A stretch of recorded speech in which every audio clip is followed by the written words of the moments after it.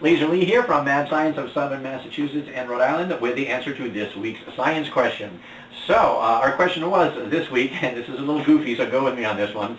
If you were to have a 1-liter plastic bottle filled with water, which also happens to contain a ketchup packet, how can we get the ketchup packet to sit on the bottom without opening the bottle in any way? So our choices were the following. We could shake it, we could squeeze it, we could spin it and create a vortex.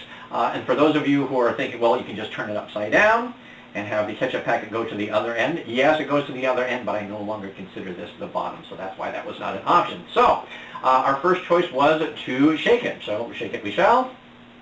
I'll give it a good shake. And these are one of these experiments that you can try at home. More about how to make one of these the best way later. So shaky, shaky, no luck. So I'm going to save the squeezing for a moment, and I think you'll understand why. I'm going to try spinning it and creating a vortex. A lot of you have made tornadoes in tubes before.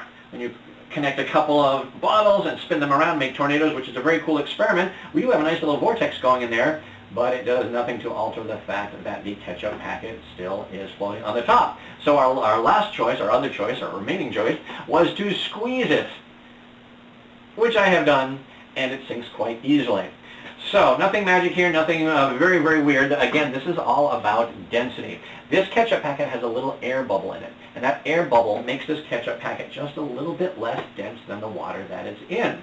So if you squeeze the bottle, which is all I'm doing, I'm also squeezing that air bubble. As the air bubble gets smaller, that means this ketchup packet is now more dense than the water that it's in. So it's merely a question of changing the pressure inside, increasing the density of the ketchup packet, getting it to sink. If you want to make one of these at home, it's very, very easy. Just get yourself a bottle, a squeezable bottle. It can be any size. 1 liter tends to work very, very well. The trouble is ketchup packets. Not all ketchup packets are created equal. So what you want to do is get yourself a whole bunch of ketchup packets and drop them in a bowl of water. The ones that sink, forget them. The ones that float really easy, forget them. The ones that just barely float are the ones that work best. And you can really mess with people's heads with this. It's fun to, instead of presenting it as an experiment, or present it as a different type of experiment, you can also sell this as a static electricity experiment and do one of these things. Supposedly rubbing your finger, generating some static electricity, blows people's minds. You can even do it from a distance. You can have other people do it. You can have 50 people point at it, and you stand there squeezing the bottle. And as far as they're concerned, they're making this move. The other thing that you can do, and this works really well with little kids, is you can pretend to take a hair out of your head and stick it under the cap, and then push it down with the hair,